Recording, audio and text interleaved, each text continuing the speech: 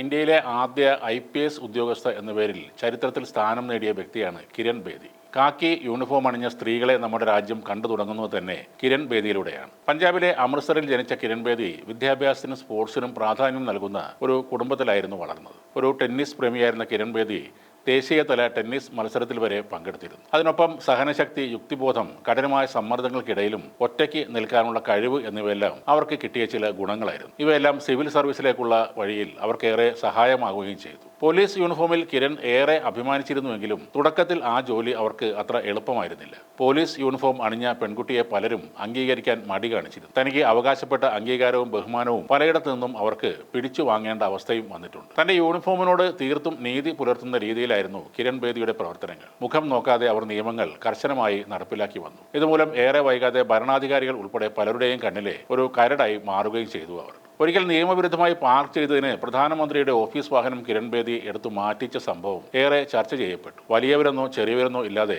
എല്ലാവരോടും ഒരേപോലെയുള്ള കിരണിന്റെ ഈ സമീപനം ഏറെ പ്രശംസിക്കപ്പെട്ടുവെങ്കിലും പലരും അവരെ അഹങ്കാരി എന്നാണ് അക്കാലത്ത് വിളിച്ചത്. 1970കളുടെ പകുതിയിൽ ഇന്ദിരാഗാന്ധി ഇന്ത്യയുടെ പ്രധാനമന്ത്രി ആയിരിക്കുന്ന കാലം. അന്ന് ഡൽഹിയിൽ ട്രാഫിക് പോലീസ് ഓഫീസറായി സേവനം ചെയ്യുകയാണ് കിരൺ ബേദി. ഒരു ദിവസം പ്രധാനമന്ത്രിയുടെ വാഹന വ്യൂഹത്തിലെ ഒരു കാർ നോ പാർക്കിംഗ് ഏരിയയിൽ നിർത്തിയിട്ടിരിക്കുന്നത് കിരൺ ബേദിയുടെ ശ്രദ്ധയിൽപ്പെട്ടു. ആ നിയമലംഘനം കണ്ടില്ലെന്ന് നടിക്കാൻ അവർക്ക് കഴിഞ്ഞില്ല. നിയമവിരുദ്ധമായി പാർക്ക് ചെയ്യുന്ന ഏതൊരു സാധാരണ വാഹനത്തെയും പോലെ ആ കാറിനും അവർ പിഴ ചുമത്തി. ഒരു ക്രെയിൻ ഉപയോഗിച്ച് അവിടെ നിന്നും ആ വാഹനം നീക്കം ചെയ്ത് എല്ലാവരെയും അവർ അമ്പരിപ്പിക്കുകയായിരുന്നു. എന്നാൽ ഈ വിഷയം ഇന്ദിരാഗാന്ധിയുടെ ശ്രദ്ധയിൽപ്പെട്ടപ്പോൾ ഇന്ദിരാഗാന്ധി പറഞ്ഞ കാര്യവും ശ്രദ്ധേയമാണ്. ഇന്ത്യയിൽ അധികാരത്തേക്കാൾ വലുതാണ് നിയമം എന്ന് പറഞ്ഞാണ് ഇന്ദിരാഗാന്ധി കിരൺ ബേദിക്ക് സപ്പോർട്ട് നൽകിയത്. പിന്നീട് 1993-95 കാലഘട്ടത്തിൽ തിഹാർ ജയിലിൽ ഇൻസ്പെക്ടർ ജനറലായിരുന്നു കിരൺ ബേദി. അക്കാലത്ത് നിരവധി പരിഷ്കരണങ്ങൾ ഇവർ ജയിലിൽ നടപ്പിലാക്കി. ഏഷ്യയിലെ ഏറ്റവും വലിയ തടവറയായ തിഹാർ ജയിലിനെ ആദ്യം വിദ്യാലയമായും പിന്നീട് ഒരു തിരുത്തൽ കേന്ദ്രമായും മാറ്റി എഴുതിയ വനിത എന്നാണ് ലോകം കിരൺ ബേദിയെ അന്ന് വിശേഷിപ്പിച്ചത്. അക്രമങ്ങളും അശാന്തിയും നിറഞ്ഞ ഒരു അന്തരീക്ഷമായിരുന്നു അന്നത്തെ തിഹാർ ജയിലിൽ ഉണ്ടായിരുന്നത്. എന്നാൽ കിരൺ ബേദിയുടെ വരവ് ജയിലിനൊരു പുതിയ പരിവേഷം നൽകാൻ കാരണമായി. ജയിലിൽ വെറും നമ്പറുകൾ മാത്രമായി അറിയപ്പെട്ടിരുന്ന മനുഷ്യർക്ക് വേണ്ടി അവർ ജയിലിൽ മികച്ച വിദ്യാഭ്യാസ പദ്ധതികളും തൊഴിൽ പരിശീലനങ്ങളും കൊണ്ടുവന്നു. തടവറയിൽ ശൂന്യമായ മനസ്സുമായി ജീവിച്ചു പോന്ന ഒരുപറ്റം മനുഷ്യർക്ക്